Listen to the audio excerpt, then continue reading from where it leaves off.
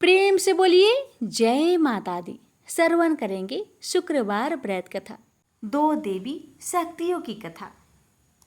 एक जो हमें संतोष और धैर्य का वर देती है और दूसरी जो घर परिवार से सौभाग्य और वैभव की वर्षा करती है। आज हम दोनों माताओं की व्रत कथा एक साथ सुनेंगे। न केवल हमारे जीवन के दुख दूर करती है बल्कि सुख, शांति और समृद्धि का मार्ग भी खोलती है। प्रेम से बोलिए जय माता दी। आइए श्रवण करते हैं कथा। एक बुढ़िया माई थी, उसके 7 लड़के थे। 6 कमाने वाले थे और एक निकम्मा था, कमाता कुछ नहीं था। बुढ़िया माई अपनी 6 बेटों के लिए भोजन बनाती थी और उनको भोजन कराती और उनसे जो कुछ जूठन बचती वह 7वें बेटे को देती थी। एक दिन 7वां बेटा अपनी पत्नी से बोला, देखो मेरी माँ को मुझ पर कितना प्रेम है। वह बोली, क्यों नहीं, सबका जो जूठा तुमको खिलाती है। वह बोला, ऐसा नहीं हो सकता। मैं जब तक अपनी आंखों से ना देख लूं, मैं मान नहीं सकता कि मेरी माँ मेरे साथ ऐसा कर सकती है। कुछ दिन बाद त्योहार आया। घर में 7 प्रकार के भोजन और चूरमे के लड्डू बने। अब सबसे छोटे लड़के ने यानी कि 7वें लड़के ने अपना सिर दुखने का बहाना बनाया और पतला चादर ओढ़कर रसोई घर में सो गया, ये देखने के लिए कि मेरी माँ मुझे जूठे भोजन देती है या फिर बनाई हुई ताजी भोजन देती है। लड़का झूठ मूठ का सोने के नाटक करके रसोई घर में सोया हुआ है। वह पतले चादर के अंदर से सब कुछ देख रहा था। तभी 6 भाई भोजन करने आए। उसने देखा माँ ने उनके लिए सुंदर आसन बिछाया, नाना प्रकार की रसोई परोसी और आग्रह करके उन्हें जिमाया और वह देखता रहा। तब 6 भाइयों ने भोजन करके उठा। तब माँ ने क्या किया कि उनकी बची हुई भोजन, जूठी भोजन थालियों में से इकट्ठा करके सभी लड्डुओं के टुकड़ों को उठाकर एक लड्डू बनाया और सभी जूठन को साफ करके बुढ़िया ने अपने सबसे छोटे लड़के को पुकारा, बेटा 6 भाई भोजन करके चले गए, अब तू ही बाकी है, उठ और खाना खा ले। तब वह बेटा कहने लगा, माँ मुझे आज भूख नहीं लगा है, मुझे भोजन नहीं करना, मैं अब जहाँ नहीं रहूँगा, मैं परदेश चला जाऊँगा। अपने बेटे की बातें सुन माँ ने कहा, बेटा तू कल जाना चाहता है ना, कल क्यों जाएगा, तुम आज ही चला जा। तब बेटा बोला, हाँ माँ मैं आज ही चला जा रहा हूँ। यह कहकर वह घर से निकल गया। चलते समय पत्नी की याद आई। वह गौशाला में उपले थाप रही थी। वहाँ जाकर वह बोला, हम जावे परदेश, आवेंगे कुछ काल, तुम रहियो संतोष से, धर्म अपनो पाल। पत्नी बोली, जाओ पिया आनंद से, हमरो सोच हटाए, राम भरोसे हम रहे, ईश्वर तुम्हें सहाय। 2 निशानी आपन, देख धरो में धीर, सुधी मती हमारी, बिसारियो रखियो मन गंभीर। पति बोला, मेरे पास तो कुछ नहीं, यह अंगूठी है, सुले और अपनी कुछ निशानी मुझे भी दे। पत्नी बोली, मेरे पास क्या है, यह गोबर से भरा हाथ। यह कहकर पति की पीठ पर गोबर के हाथ की थाप मार दी। अब पति चल दिया। चलते चलते दूर देश पहुंचा। वहां एक साहूकार की दुकान थी। वहां जाकर कहने लगा, भाई मुझे नौकरी पर रख लो। साहूकार को जरूरत थी तो वह बोला, रह जाओ। लड़के ने पूछा, तनख्वाह क्या दोगे? तो साहूकार ने कहा, तुम्हारा काम देखकर तब हम दाम देंगे। साहूकार की नौकरी मिली। वह सुबह 7 बजे से 10 बजे तक नौकरी करने लगा। कुछ दिनों में दुकान का सारा लेन देन, हिसाब किताब, ग्राहकों को माल बेचना, सारा काम करने लगा। साहूकार के 7-8 नौकर थे। वे सब चक्कर खाने लगे। यह तो बहुत होशियार बन गया है। सेठ ने भी काम देखा और 3 महीने में ही उसे आधे मुनाफे का हिस्सेदार बना लिया। वह कुछ वर्ष में ही नामी सेठ बन गया और मालिक सारा कारोबार उस पर छोड़कर चला गया। इधर पति की अनुपस्थिति में उसकी पत्नी को सास ससुर दुख देने लगे। सारी गृहस्थी का काम करा के उसे लकड़ी लेने जंगल में भेजते हैं। इस बीच घर के आटे से जो भूसी निकलती उसकी रोटी बनाकर रख दी जाती और उसके साथ ही फूटे नारियल की नारेली में पानी। एक दिन वह लकड़ी लेने जा रही थी। रास्ते में बहुत सी स्त्रियां संतोषी माता की व्रत करते दिखाई दी। वह लड़की खड़ी होकर कथा सुनने लगी और पूछा, बहनों, तुम किस देवता की व्रत करती हो और उसके करने से क्या फल मिलता है? यदि तुम इस व्रत का विधान मुझे समझाकर कहोगी तो मैं तुम्हारा बड़ा एहसान मानूंगी। तब उनमें से एक स्त्री बोली, सुनो बहन, यह संतोषी माता का व्रत है। इसके करने से निर्धनता दरिद्रता का नाश होता है और जो कुछ मन में कामना हो सब संतोषी माता की कृपा से पूरी होती है। तब उसने उससे व्रत की विधि पूछी। वह भक्तिनी स्त्री बोली, 1.25 आने का गुड़ चना लेना, इच्छा हो तो 5.25 आने का लेना या फिर 1.25 रुपये का भी सहूलियत के अनुसार लाना। बिना परेशानी और श्रद्धा व प्रेम से जितना भी बन पड़े सवाया लेना। प्रत्येक शुक्रवार को निराहार रहकर कथा सुनना। इसके बीच कर्म टूटे नहीं, लगातार नियम पालन करते रहना। सुनने वाला कोई ना मिले तो घी का दीपक जला उसके आगे या जल के पात्र के सामने रखकर कथा कहना। जब कार्य सिद्ध ना हो नियम का पालन करना और कार्य सिद्ध हो जाने पर व्रत का उद्यापन करना। 3 मास में माता फल पूरा करती है। यदि किसी के ग्रह खोटे भी हो तो भी माता वर्ष भर में कार्य सिद्ध करती है। फल सिद्ध होने पर उद्यापन कर लेना चाहिए, बीच में नहीं। उद्यापन में 2.5 सेर आटे का खाजा तथा इसी परिमाण में खीर तथा चने का साग करना। 8 लड़कों को भोजन कराना। जहाँ तक मिले देवर जेठ भाई बंधु के हो, न मिले तो रिश्तेदारों और पास पड़ोसियों को बुलाना। उन्हें भोजन करा यथाशक्ति दक्षिणा दे। माता का नियम पूरा करना। उस दिन घर में खटाई न खाना।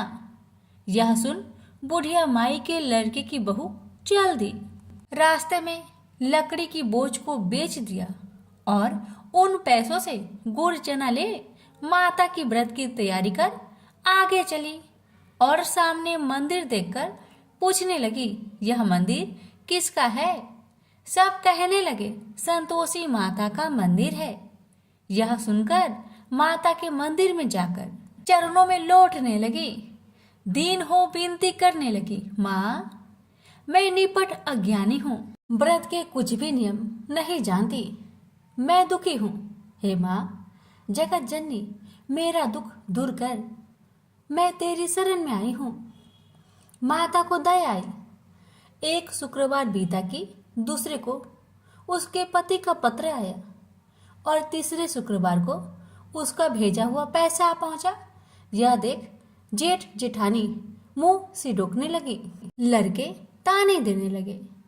काकी के पास पत्र आने लगे, रुपया आने लगा। अब तो काकी की खातिर बढ़ेगी। बेचारी सरलता से कहती, भैया कागज आवे रुपया आवे, हम सब के लिए अच्छा है। ऐसा कहकर आंखों में आंसू भरकर संतोषी माता के मंदिर में आ मातेश्वरी के चरण में गिरकर रोने लगी। माँ, मैंने तुमसे पैसा कब मांगा है माँ? मुझे पैसे से क्या काम है माँ? मुझे तो अपने सुहाग से काम है। मैं तो अपनी स्वामी के दर्शन मांगती हूँ माँ। तब माता ने प्रसन्न होकर कहा, जा बेटी, तेरा स्वामी आएगा। यह सुनकर खुशी से बावली होकर घर जा पहुंची, अपना काम काज करने लगी। अब संतोषी माँ विचार करने लगी, इस भोली पुत्री को मैंने कह तो दिया कि तेरा पति आएगा, लेकिन कैसे? वह तो इसे सपने में भी याद नहीं करता। उसे याद दिलाने को मुझे ही जाना पड़ेगा।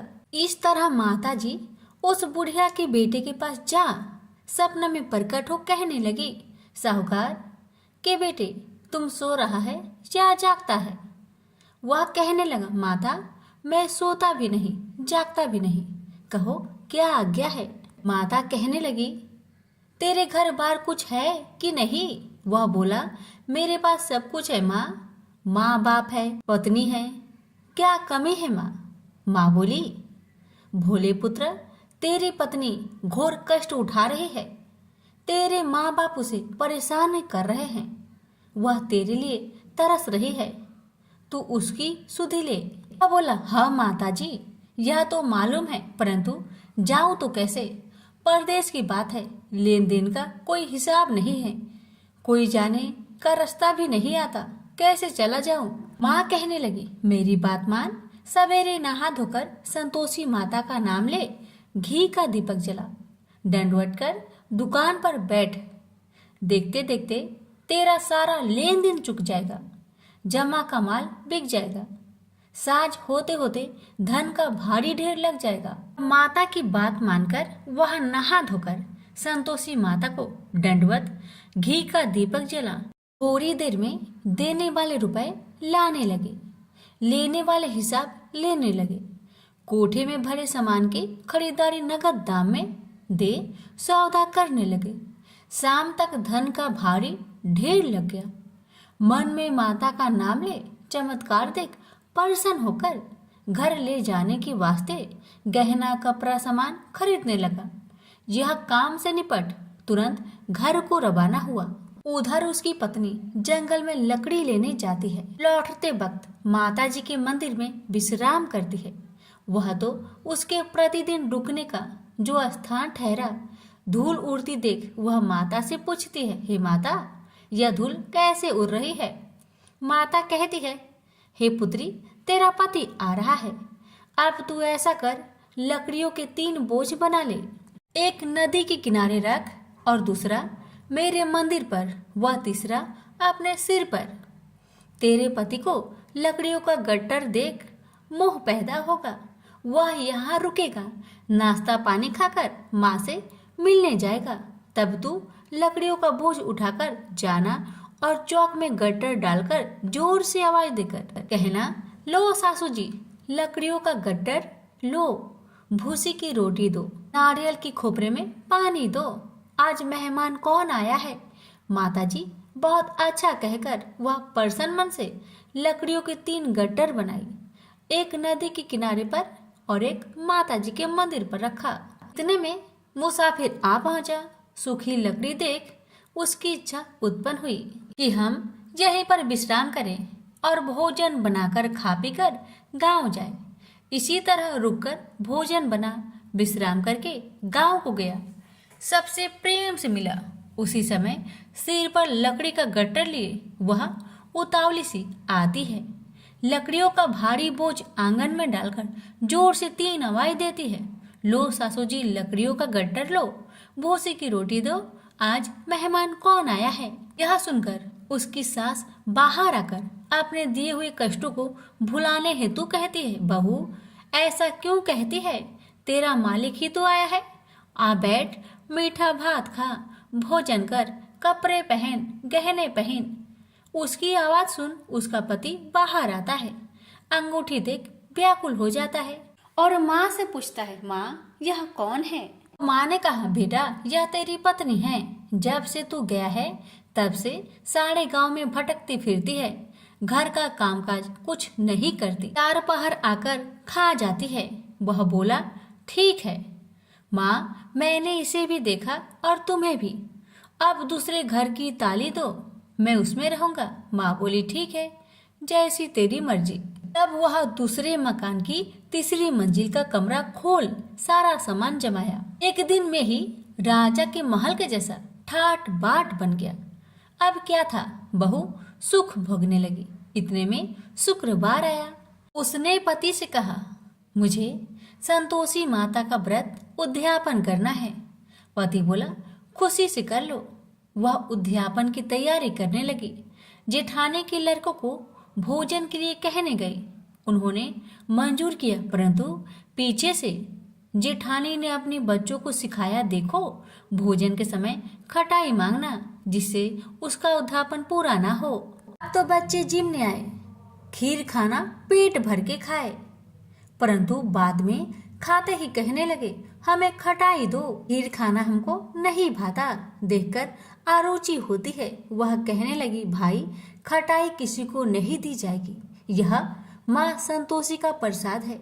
लड़के उठ खड़े हुए, बोले, पैसे लाओ। भोली बहू कुछ जानती नहीं थी, वह उन बालकों को पैसे दे दिए। लड़के उसी समय हट करके इमली खटाई ले खाने लगे।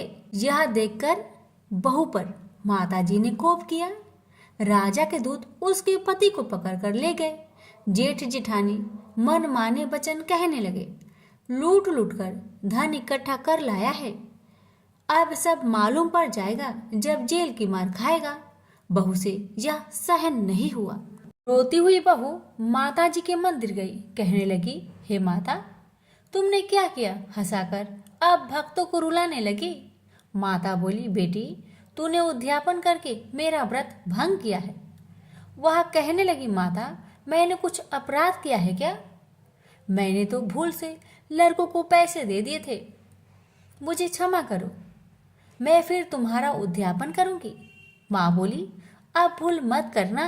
माँ कहती है, अब भूल नहीं होगी, अब बतलाओ वो कैसे आएंगे?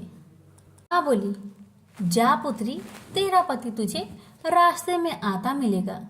वह निकली, राह में पति आता मिला। वही पूछी, कहाँ गए थे? वह कहने लगा, इतना धन जो जमाया है उसका टैक्स राजा ने मांगा था, वह भरने गया था। वह प्रसन्न हो बोली, भला हुआ, अब घर को चलो।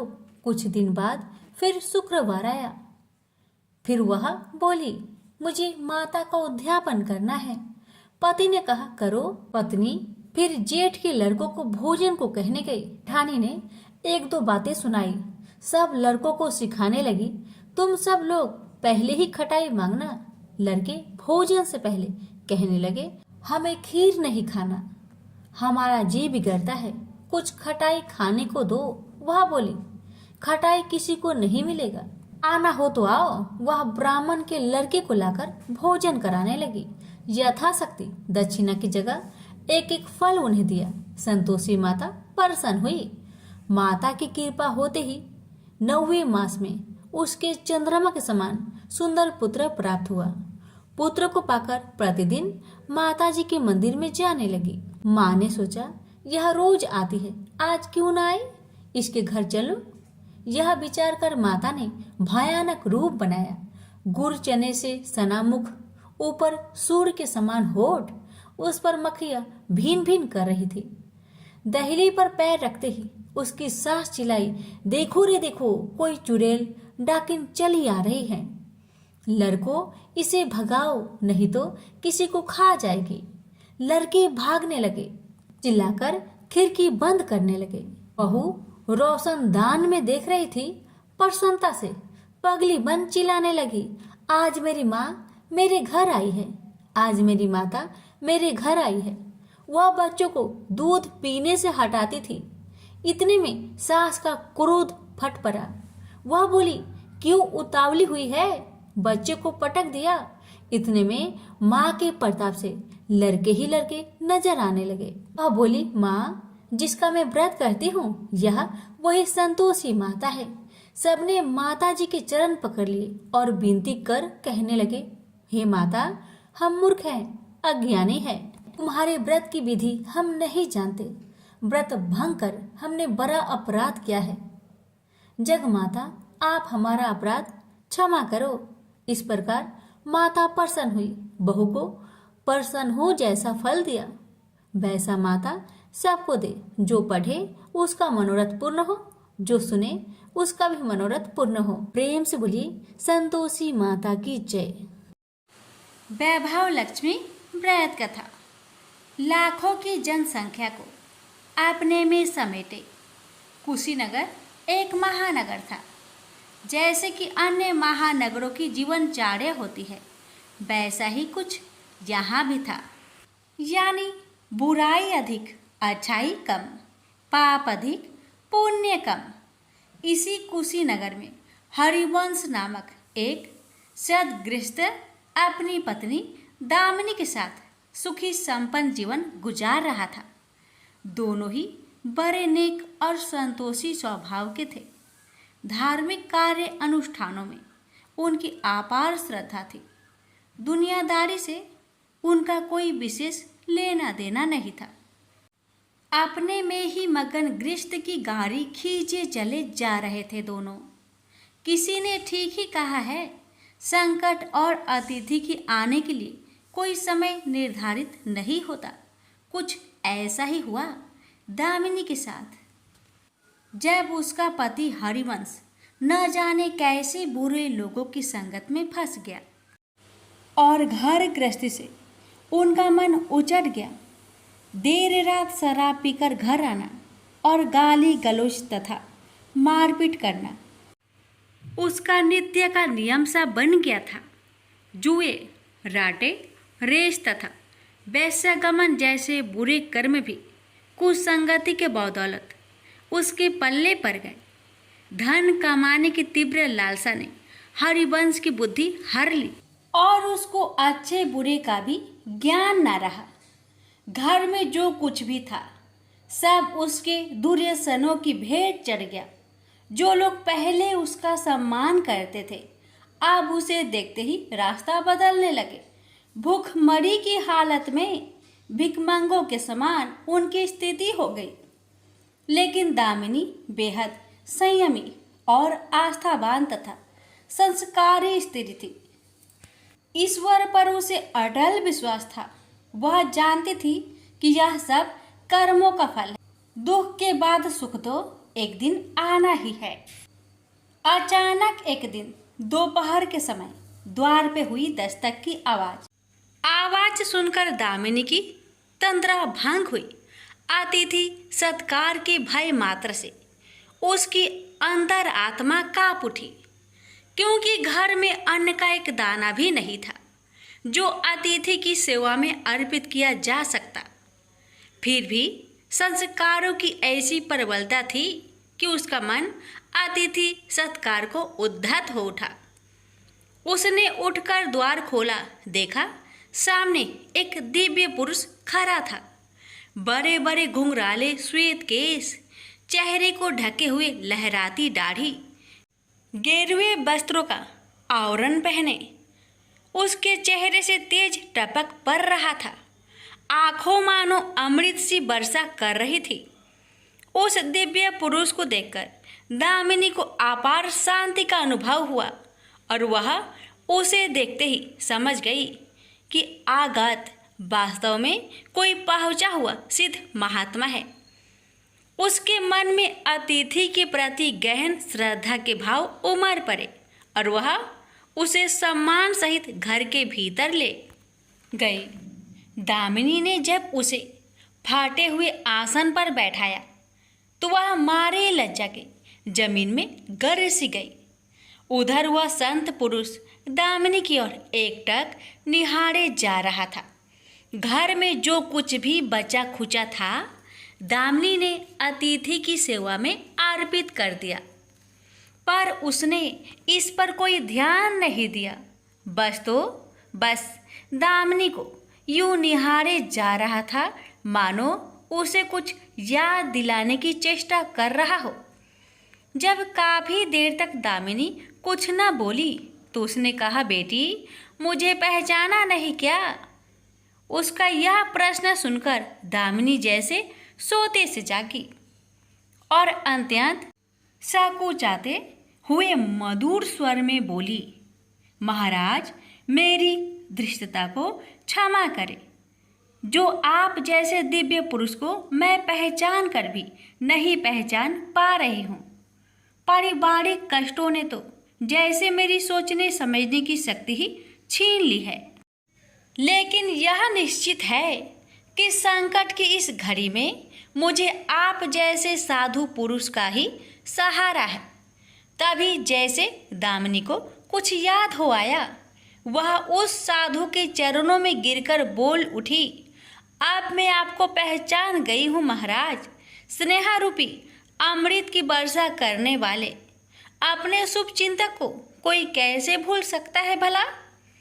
वास्तव में वह साधु मंदिर की राह के मध्य में बनी अपनी कुटिया के बाहर बट वृक्ष के नीचे बैठ साधना किया करता था और मंदिर आने जाने वाले सभी श्रद्धालु से प्रणाम करके स्वयं को कृतार्थ अनुभव करते थे।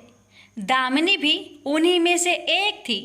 जब पिछले काफी दिनों से उसने उसे मंदिर की ओर आते जाते नहीं देखा तो उसकी कुशल क्षेम जानने के लिए पूछताछ करते हुए उसके घर की ओर आ निकला था।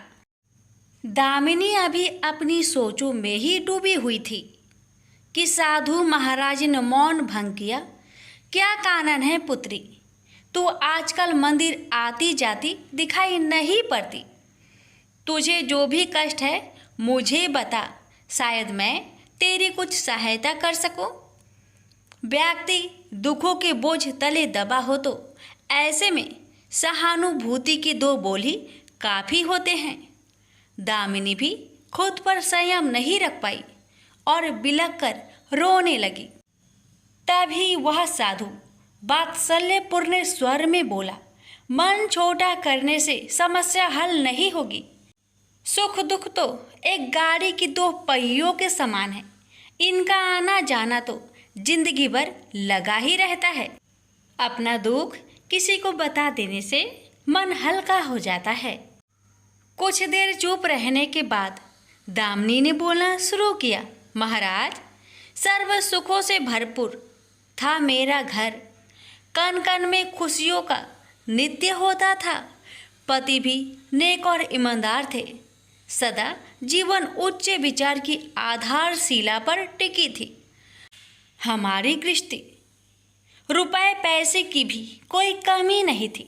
सुबह शाम घर में ईश्वर वंदना होती थी।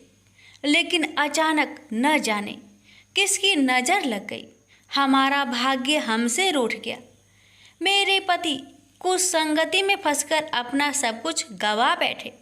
अब तो ऐसा लगता है जैसे साया भी साथ छोड़कर जाने को तैयार बैठा है। भिखारियों से भी बदतर स्थिति हो गई है हमारी। दामिनी की करुण व्यथा सुनकर साधु का हृदय हाहाकार कर उठा। वह द्रवित स्वर में बोल उठा, बेटी, कर्म का लिखा तो भोगना ही पड़ता है। तुम्हारे कष्टों का भी कर्मों से नाता है। लेकिन तुम चिंता ना करो, सब कुछ पहले जैसा हो जाएगा।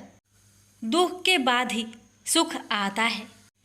दुख सहे बिना सुख की सच्ची अनुभूति हो ही नहीं सकती। तुम माँ लक्ष्मी के प्रति श्रद्धा जारी रखो। सबका उद्धार करने वाली प्रेम का छलकता सागर है माँ लक्ष्मी। अपने भक्तों पर सदैव उनकी कृपा दृष्टि रहती है। तुम संपूर्ण आस्था के साथ माँ वैभव लक्ष्मी का व्रत करना शुरू करो। तुम्हारी साधना अवश्य रंग लाएगी। दामिनी एक संस्कारी स्त्री थी। धर्म कर्म में उसकी अगाध आस्था थी। माँ वैभव लक्ष्मी के व्रत की बात सुनकर उसका चेहरा दमक उठा। बोली, महाराज, यदि इस व्रत को करने से मेरे परिवार पर आई विपदा टल सकती है तो मैं इसे जरूर करूँगी। आप मुझे बताएं कि इस व्रत को कब और कैसे किया जाता है। साधु महाराज दामिनी की भक्ति भावना देखकर प्रसन्न होकर बोले, बेटी, सारे जगत का कल्याण करने वाली माँ वैभव लक्ष्मी के व्रत की विधि में जन कल्याण तुम्हें बता रहा हूँ। प्रत्येक शुक्रवार को यह व्रत किया जाता है। सर्वप्रथम जितने शुक्रवार को यह व्रत करना हो उसका संकल्प लेकर माँ वैभव लक्ष्मी को मन ही मन प्रणाम करें। स्नान आदि से निवृत्त होकर स्वच्छ धवल वस्त्र पहनकर पूरब दिशा की ओर मुख करके आसन पर बैठे।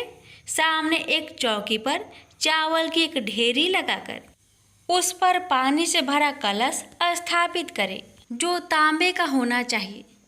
कलश को कटोरी से ढक दे और उस कटोरी में कोई भी स्वर्ण भूषण रखे।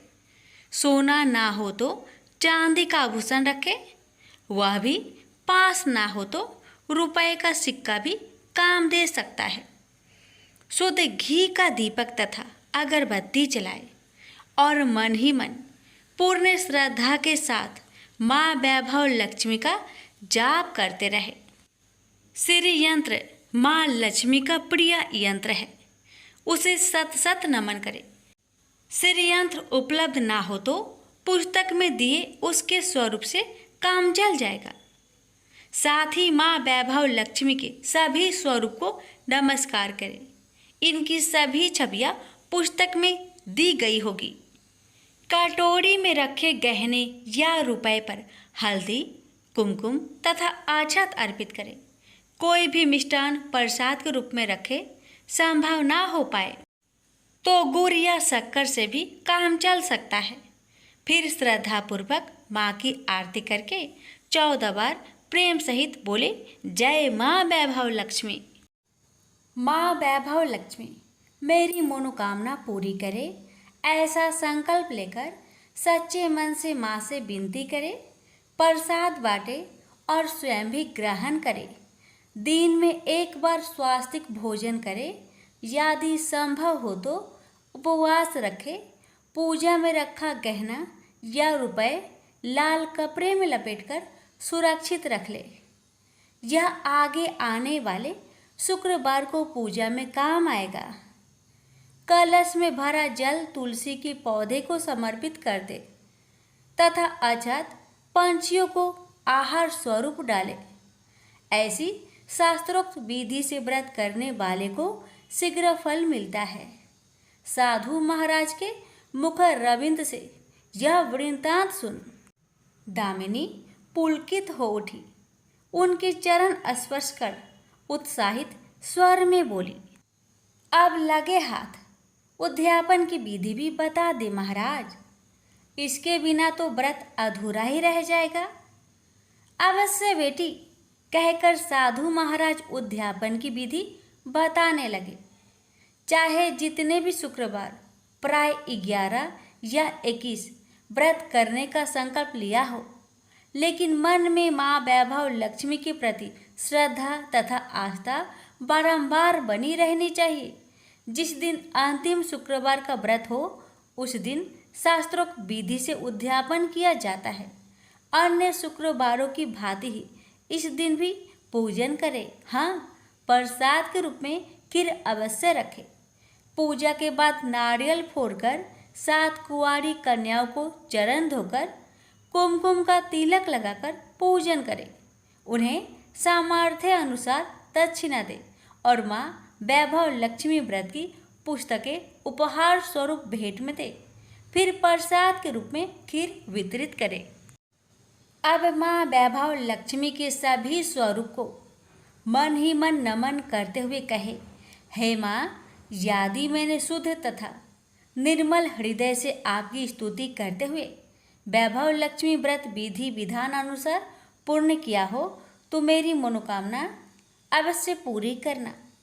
संतानहीनों को संतान देने वाली, दुखियों का दुख हरने वाली, अखंड सौभाग्य का वरदान देने वाली, कुंवारी कन्याओं को मन चाहा वर देने वाली माँ वैभव लक्ष्मी, आपकी महिमा अपरंपार है। अपने हर भक्त की विपत्तियां हरकर उन्हें सुख समृद्धि प्रदान करना। साधु महाराज से वैभव लक्ष्मी व्रत का शास्त्रोक्त ज्ञान प्राप्त करके दामिनी भाव विभोर हो उठी। उसे अपने भीतर एक अनोखे तथा असीमित आत्मबल का संचार होता महसूस हुआ। उसने भी माँ वैभव लक्ष्मी के 21 व्रत आते शुक्रवार से शुरू करने का संकल्प लेकर साधु महाराज को आदर सहित विदा किया और मन ही मन माँ वैभव लक्ष्मी का स्तुति गान करने लगी। 2 दिन बाद ही शुक्रवार आ गया। उससे पहली रात दुखों की मारी दामिनी ठीक से सो भी ना सकी। माँ वैभव लक्ष्मी के व्रत करने से उसकी समस्याओं का अंत हो जाएगा। यह सोचकर वह मुंह अंधेरी उठ बैठी और स्नान आदि कर स्वच्छ वस्त्र धारण किए। आसन पर पूर्व दिशा की ओर मुंह करके दामिनी ने अपने सम्मुख रखी चौकी पर चावल की छोटी सी ढेरी बनाकर उस पर तांबे का कलश रखा। लेकिन जब स्वर्ण भूषण रखने की बात आई तो धर्म संकट में पड़ गई। सारे गहने पति ने दुर्योधनों की भेंट चढ़ चुके थे। विवाहित स्त्री थी तो मंगलसूत्र भी उतार कर नहीं रख सकती थी और कोई गहना था नहीं।